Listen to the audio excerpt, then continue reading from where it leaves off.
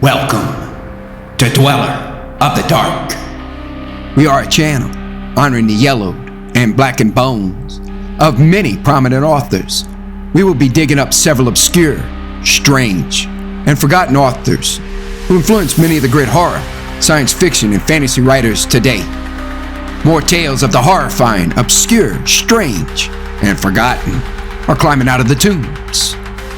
Subscribe, comment, like, donate, or I'll send the devil of Black Bayou to rip your head off as we did the like button. Unknown horror masters, send us ghoulish delights for the Skull and Bones collection. Your pound of writer's flesh will feed our ghouls for now. Books, albums, websites in the links below. Children of Horror, Legion of Ghouls. The season of Halloween has arrived. Each night, we will present a tale, song, or poem in the ghoulish spirit of the season. For day 6, we present 2 classics from RobertBurns, Tom o' Shanter and Halloween. Devilishly devoted to horror and Halloween, may your souls always be. Tom o' Shanter by RobertBurns.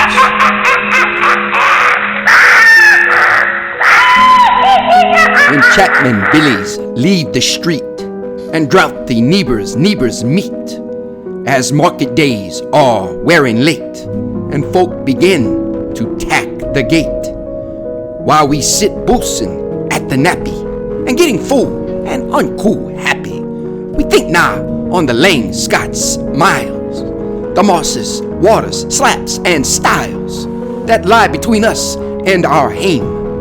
Where sits our sulky, sullen dame, gathering her brows like gathering storm, nursing her wrath to keep it warm. This truth find honest Tam o' Shanter, as he fray air a night did canter.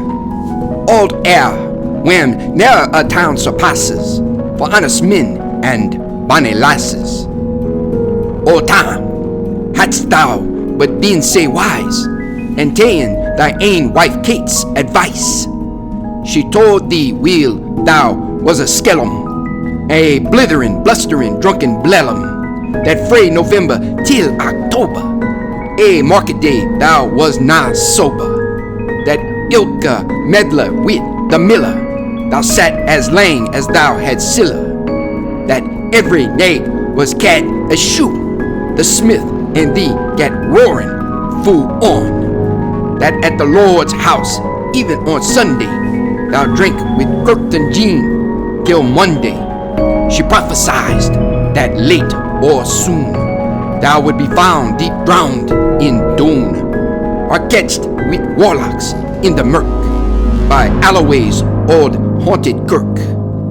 Ah, gentle dames, it gars me greet to think how moaning counsels sweet, how moaning lengthened sage advices, the husband free, the wife despises.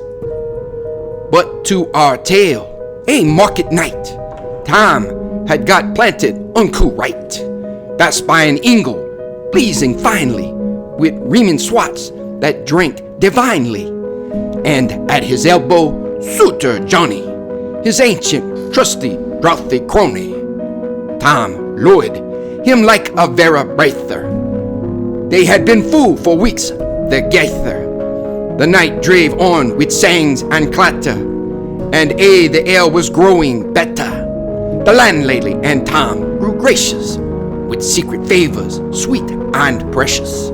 The suitor told his queerest stories. The landlord's laugh was ready chorus. The storm without might rear and rustle. Tom did not mind the storm or whistle. Care not to see a man say happy, even drowned himself among the nappy. A bee's flee, hand with ladies or treasure, the minutes winged their way with pleasure. Kings may be blessed, but Tam was glorious, o'er the ills or life victorious. But pleasures are like poppies spread. You seize the flower, its bloom is shed, or like the snowfalls in the river, a moment white, then melts forever, or like the borealis race, that flit ere you can point their place, or like the rainbow's lovely form, evanishing amid the storm. Nay, man can tether time or tide. The hour approaches, Tam won't ride. That hour, oh night's black arch, the key stain.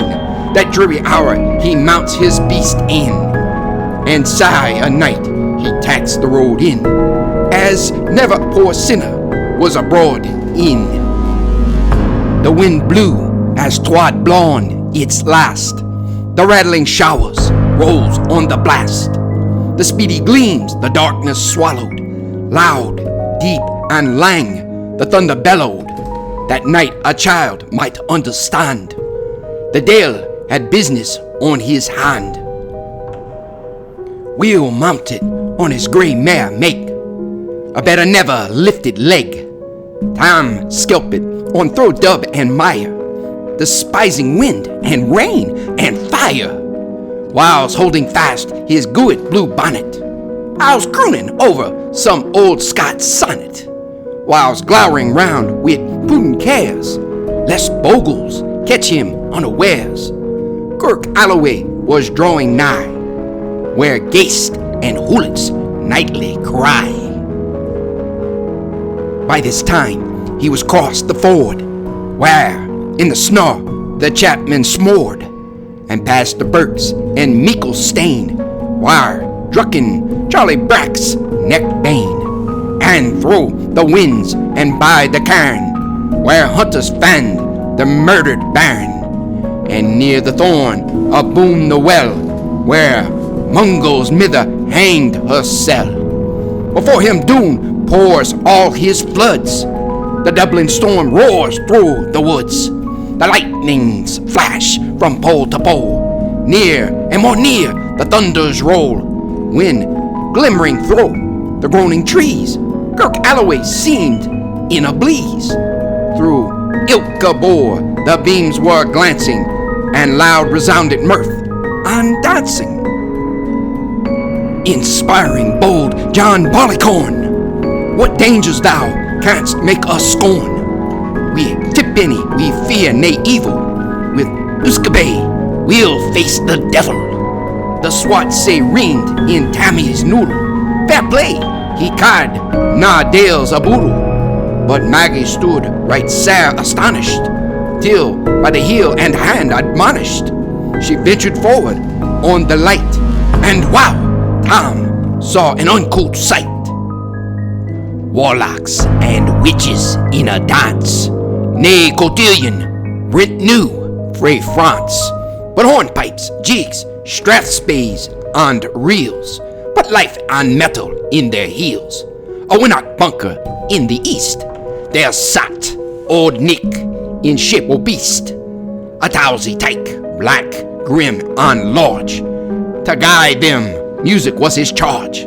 He screwed the pipes and got them skirl, till roof and rafters a did dirl. Coffins stood round like open presses, that shawed the dead in their last dresses, and by some devilish cantrip slight, each in its cold hand held a light, by which heroic Tom was able to note upon the Gaelic table a murderer's banes in gibbet errands, to a spangling we unchristian barons.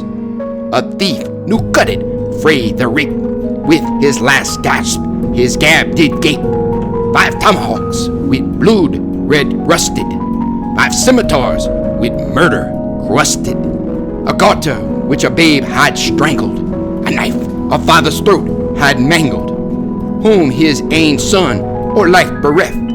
The grey hairs yet stack to the heft, with mare or horrible and awful, which even to name would be unlawful. As Tommy glowered, amazed and curious, the mirth and fun grew fast and furious. The piper loud and louder blew, the dancers quick and quicker flew. They reeled, they set, they crossed, they clicked, till ilke callen swat and reek it, and kust her daddies do the work, and lick it at it in her sock. Now Tom, oh Tom, had they been queens, or plump and strapping in their teens, their socks instead o' greasy flannin, been snow white 1700 linen. Dear breeks o' mine, my only pair, that aunts were blush o' good blue hair. I wad hae gin them af e hurdies for a blink o' the bonny birdies. But withered beldams, old and droll, rig woody hags wad speen a foal, loping and flinging on a crummock. I wonder did not turn thy stomach. But Tom kenned what was what fool brawly. There was a winsome wench and Wally that night enlisted in the gore, laying after kind on Garrick's shore. For mony a beast to dead she shot, and perished mony a bony boat, and shook big mickle corn and bear, and kept the countryside in fear. Her cuddy suck o' paisley horn, that while a lassie she had worn, in longitude though sorely scanty, it was her best, and she was vaunty. Ah, little kind thy reverend granny, that sock she coughed for her wee nanny. With 'twa pund Scots, 'twas her riches, wad ever graced a dance of witches.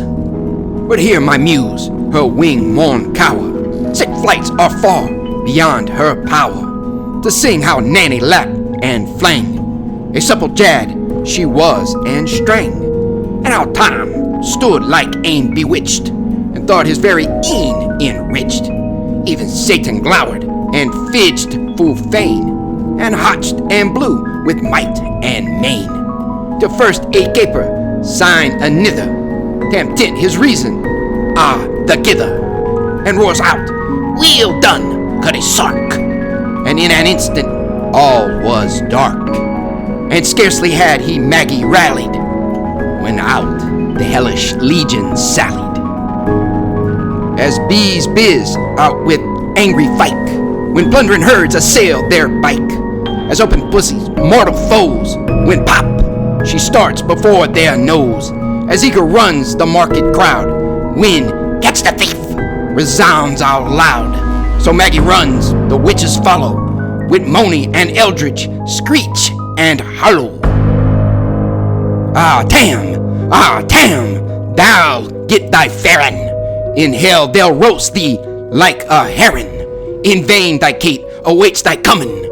Kate soon will be a woeful woman. Now do thy speedy utmost, Meg, and win the key stain of the brig. There at them thou thy tail may toss, a running stream they dare not cross. But ere the key stain she could make, the fint a tail she had to shake. For Nanny far before the rest, hard upon noble Maggie pressed, and flew at Tom with furious ettle. With little wist she Maggie's mettle. A spring brought aft her master hail, but left behind her angry tail. The calling caught her by the rump, and left poor Maggie scarce a stump. Now, while this tale o' truth shall read, ilk man and mother's son take heed. Whenever to drink you are inclined, or Cuddy Sarks run in your mind, think ye may buy the joys o'er dear. Remember Tam O'Shanter's mere.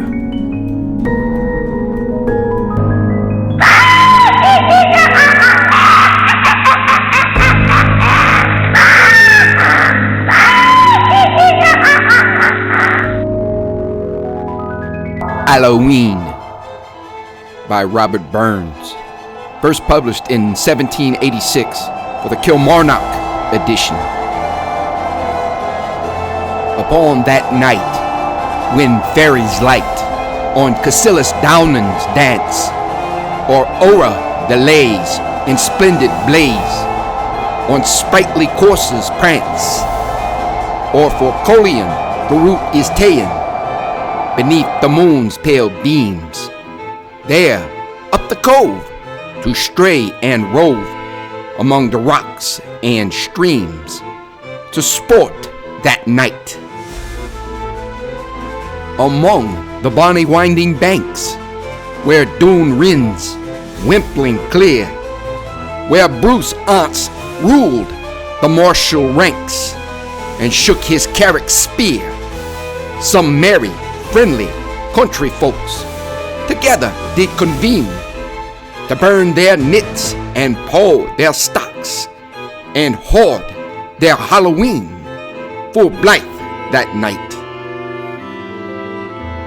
The lasses' feet and cleanly neat, mair broad than when they're fine, their faces blithe, full sweetly kithe, hearts leal and warm and keen. The lads stay trig with whereabouts, wheel nodded on their garten, some Uncle Blake and some with gobs. Gar lasses hearts gang startin', whiles fast at night. Then first and foremost through the cave their stocks mon abi sought aunts. They steek their een and grape and wail for muckle ains and straught ains, for Haverel will fell aft the drift and wandered through the bow cave and bout for want o better shift. A run was like a sow tail, say bout that night. Then stalked or crooked, yerd or name, they roar and cry of throwther. The very wee things toddling rin with stocks out o'er their shoulder, and give the custocks sweet or sour. With jockalegs they taste them, sign cozily aboon the door. With canny care they've placed them to lie that night. The lasses star free, mang them to power the stalks of corn, but Rab slips out and jinks about behind the muckle thorn. He grippeth Nelly hard and fast, loud skirled are the lasses, but her tactical mace was lost when Kitlin in the farce house with him that night. The odd goodwives, well hooded knits, are round and round divided, and mony lads and lasses' fates are there that night decided. Some kindle goothy side by side and burn the gither trimly. Some start a war with saucy pride and jump out over the chimney full high that night. Jean slips in twar with Tinty E. Well, 'twas she wadna tell, but this is Jock and this is me, she says in to herself. He pleased over her and she over him, as they wad never mare part, till poof, he started up the lum, and Jean had Ian a sair heart to seat that night. Poor Willie, with his bowkel runt, was brunt with Primsy Mally, and Mally, nae doubt, took the drunt to be compared to Willie. Miles knit lap out weak, prideful thing, and her ain fit it brunt it, while Willie lapped and swore by Jing 'twas just the way he wanted to be that night. Nell had the farce house in her mind. She bids herself and Rob in, and loving please they sweetly join, till white in ace they're sobbing. Nell's heart was dancing at the view. She whispered Rob to look for it. Rob stolen it, prayed her bonny mouth. Ooh, cozy in the nook fort, unseen that night. But Marin sat behind their backs, her thoughts on Andrew Bell. She leaves them gashing at their cracks and slips out by herself. She through the yard, the nearest tax, and to the kiln goes then, and darklings grape it for the box, and in the blue glue throws then, right feared that night. And aye she went, and aye she swat, I wot she made nay jockin', till something held within the pat. Good Lord, but she was quaking. But whether was the Dale himself, or whether 'twas a balkin, or whether it was Andrew Bell, she did not wait on talking to spire that night. Wee Jenny to her granny says, "Will ye go with me, granny? I'll eat the apple at the glass. I get afraid, Uncle Johnny." She puffed her pipe with sick a lot. In wrath she was say vaporing. She noticed Na and Hazel Brunt, her broad new worsted apron, out through that night. "Ye little skilpy limmer's face, I dower you try sick sportin', as seek the foul thief only place for him to spay your fortune. Nay doubt, but ye may get a sight. Great cause ye hae to fear it, for mony a aim has gotten a fright, and lived and died delirate on sick a night. A hairst afore the Sherimore, I might as wheels yestreen. I was a guilty then, I'm sure. I was not past 15. This simmer had been called and what, and stuff was unco green, and I a rantin' kern we got, and just on Halloween it fell that night. Our stipple rig was Rab McGrain, a clever, sturdy fellow. His son got Episim with Ween, that lived in Akmakala. He got hemp seed, I minded wheel, and he made Uncle Light Oat. But mony a day was by himself. He was say sarely frightened that very night.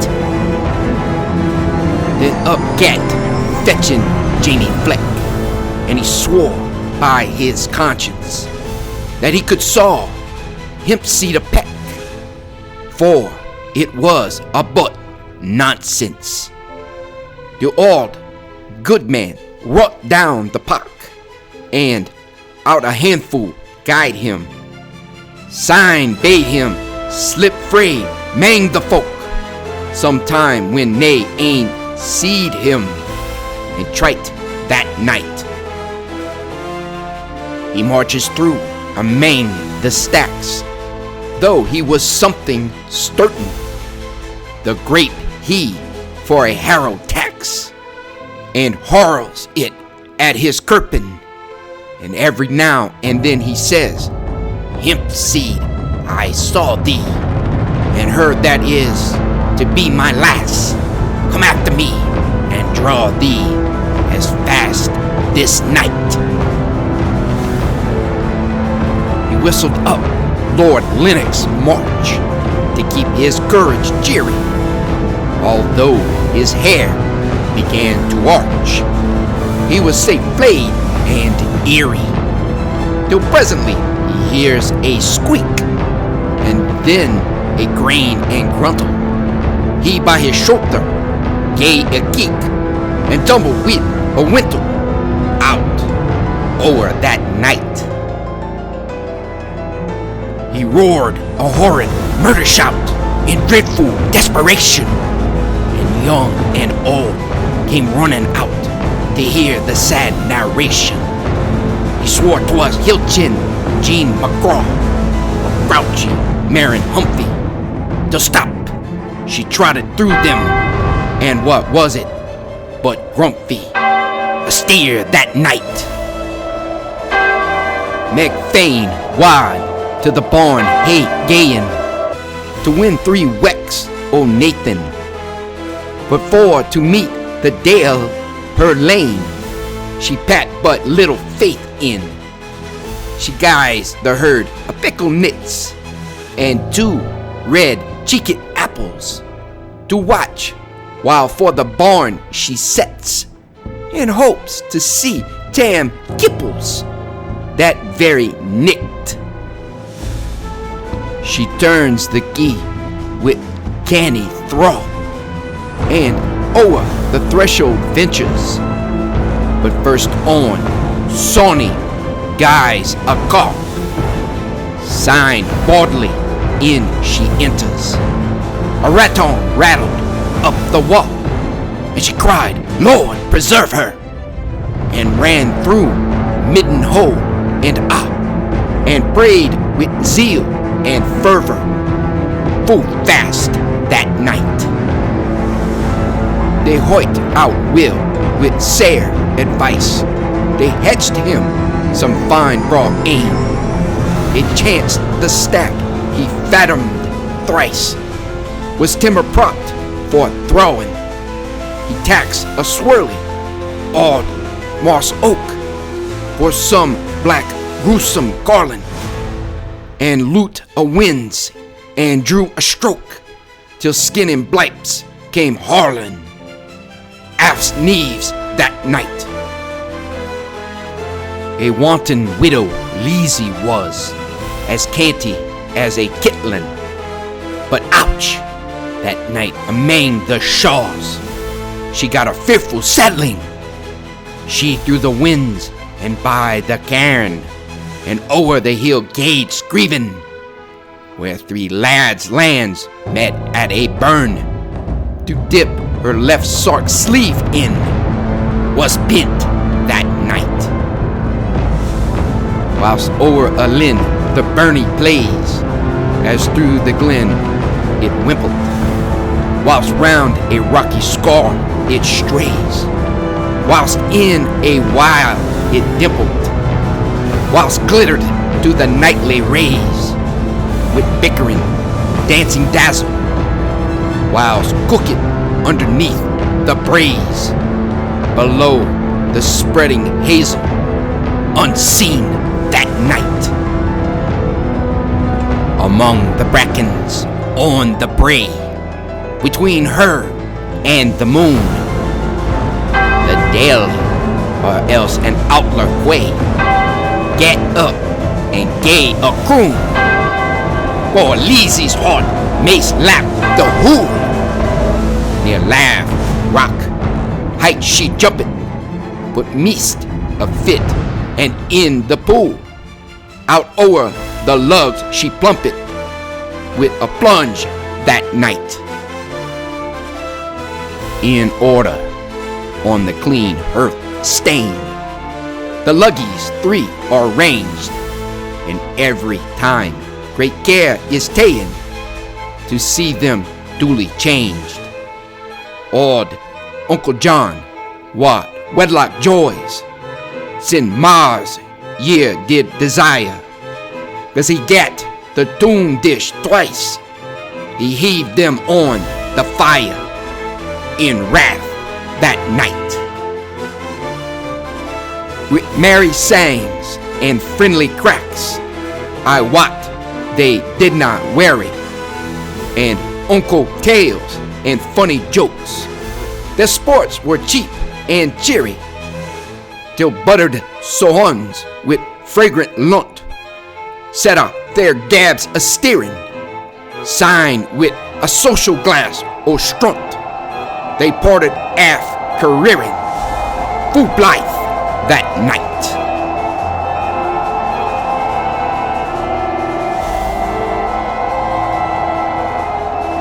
Thank you for listening. Have a great night.